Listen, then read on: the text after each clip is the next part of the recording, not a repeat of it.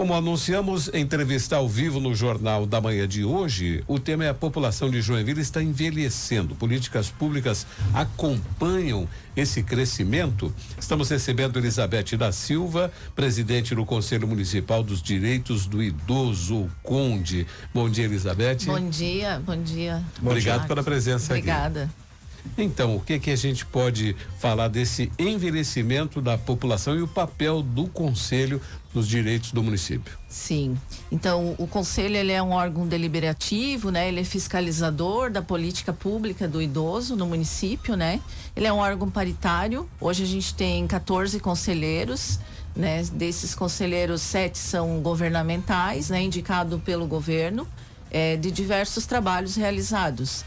E os outros 7 são da sociedade civil. E a gente tem uma questão que gostaria de compartilhar, que a metade dos nossos conselheiros são idosos.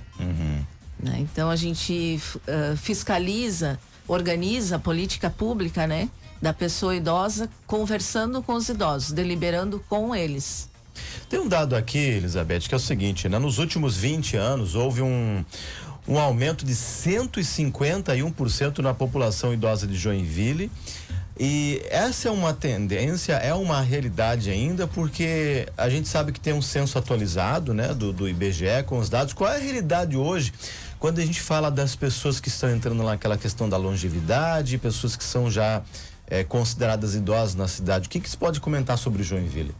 Então, pensando no macro, né, a população brasileira hoje, pessoas mais de 60 anos, eles são 16% da população, são idosos, né? São pessoas acima de 60 anos. E Joinville, ali, segundo o último censo, né, que foi em 2022, de 2010 para 2022 são 12 anos. E a população com mais ali de 60 anos, 65 anos, ela foi de 29 mil pessoas para 57 mil. Então, hoje, nós já estamos mais de 60 mil pessoas em Joinville são idosos, né? Então são pessoas longevas, né, que estão aí, né, convivendo, como a gente sempre fala, né? Hoje você vai no shopping, você encontra idoso, você sai na rua à noite, em bares, enfim, né? Você encontra idoso. Os idosos, hoje eles têm uma vida ativa, né? A maioria dos idosos, eles estão, né, aí no trabalho, né? Tu vai em lugares que tem ocupação, né? E ser atendido por uma pessoa idosa. A gente fala sempre da melhor idade, terceira idade, não é? Na realidade de Joinville, não é? Quais as necessidades, o que se discute realmente sobre essa idade, a melhor idade? Sim, pensando essa participação, a gente tem vários órgãos, né, governamentais e não governamentais com atuação bem presente, né, e atendimento da pessoa idosa, né? Em Joinville a gente tem o governamental, né, tem serviço de convivência para idosos nos CRAS. Nós temos o atendimento, né, que seja das organizações não governamentais, a Univille tem atendimento à pessoa idosa, tem a faculdade, né, que eles fazem então um trabalho de memória. O SESC tem um trabalho bem forte, presente, né, em relação ao envelhecimento, né, prevenção a doenças, né, trabalho com memória.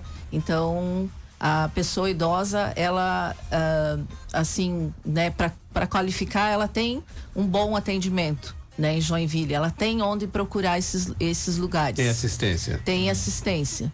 Mas tem uma grande parcela, e a preocupação hoje do Conselho Municipal da Pessoa Idosa é em relação à grande quantidade de idosos sendo institucionalizado, que é as ILPIs, né? Antigamente esse termo era asilo, né? Só para as pessoas se localizarem. Então a gente tem aí aos olhos e uma preocupação bem significativa em relação à política, né?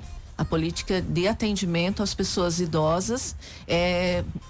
Talvez seja facilidade o termo, agora não, né? Não me vem outra palavra. Então a gente tem aí em torno de 100 instituições de longa permanência em Joinville, com 600 mil habitantes, pensando aí 615 mil, né?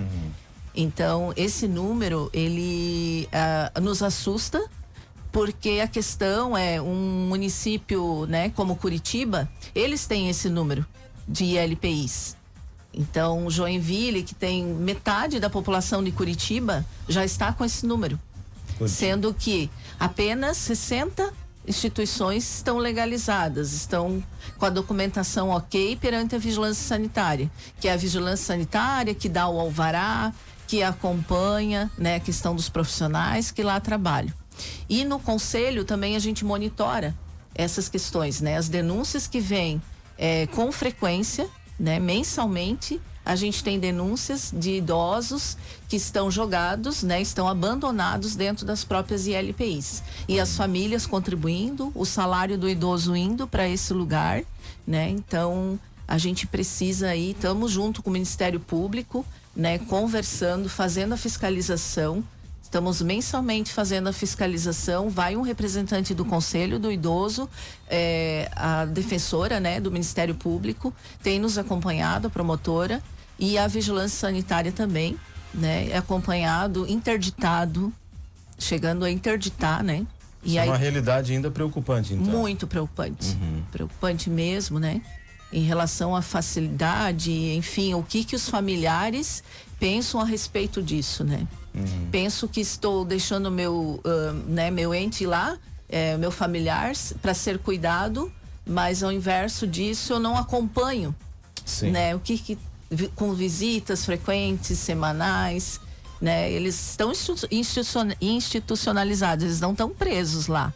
O familiar pode pegar no sábado, no domingo, levar para o almoço lá junto com a família, mas isso é raro, isso não acontece. Né? Mas aí a família pode ser responsabilizada também. A família está sendo responsabilizada. Não é só o local que recebe esse idoso, né? Não é só o local. Porque ele está lá, né? Ele é uma empresa, na verdade, né? Ele é uma empresa que está lá e cobra pelo serviço prestado, né? A gente tem excelentes instituições de longa permanência, onde a gente acompanha essas visitas, né? E faz a certificação delas enquanto parceiro do Conselho do Idoso, né? O Conselho e o próprio Serviço Público tem equipes para estar acompanhando e monitorando todas essas instituições? Sim, a gente monitora, a gente convida para as reuniões, né? O Conselho do Idoso, ele tem reuniões mensais, né? Que é a terça-feira do mês, a gente reúne na Casa dos Conselhos e a gente ainda precisa aproximar mais os representantes de LPIs. A gente encaminha, né, o convite para eles participarem, mas a gente precisa, né, a participação deles. E o conselho também da pessoa idosa, ele recebe um fundo especial, assim como o conselho da criança e adolescente, que tem o FIA, que é o fundo, o idoso ele tem um fundo também, né, para organizar essas políticas, para contribuir, né, com essas políticas. Hoje, então, a gente tem um valor bem significativo de doação da pessoa física e da pessoa jurídica, né, no fundo da pessoa idosa. E a gente também colabora com os projetos sociais, né, que são apresentados. Hoje a gente tem 3 projetos sendo financiados pelo Conselho, né? Já tivemos aí o Centro Dia por 2 anos recebendo recursos, né, do Conselho para implementação desse programa, e hoje ele está, né, sendo acompanhado, então, financiado pela assistência social. Elizabeth da Silva Dias, presidente do Conselho Municipal dos Direitos do Idoso. Os desafios são vários, são permanentes também, e fica a responsabilidade não só do poder público, né, mas da sociedade também em relação a essa pauta. Elizabeth, obrigado pelo bate-papo, boa semana para você, bom trabalho a você e toda a sua equipe lá. Muito obrigada pela atenção, ficamos à disposição da população, né, que queira participar também, né, e os idosos que estão nos ouvindo, que participem das reuniões para nos ajudar a deliberar essa política no município. Então acontece toda terça-feira do mês, às 8:30 da manhã, na Casa dos Conselhos. Obrigado.